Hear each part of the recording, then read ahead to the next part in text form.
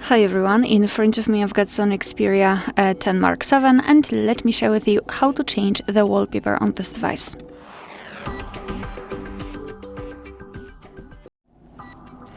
So let's begin with opening the settings, and here we have to scroll down and find wallpaper and style. Then let's tap on change wallpaper.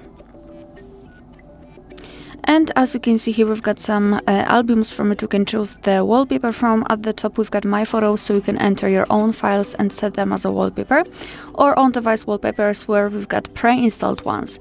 So let me choose something from those options, and if you wish to check the preview, simply tap on it, and as you can see it will immediately appear on the lock screen and the home screen, so you can check how it will look like. Moreover, you can tap on the specific screen and then zoom in or out the photo. You can also change the position of it, so it's completely up to you how you'd like to set it.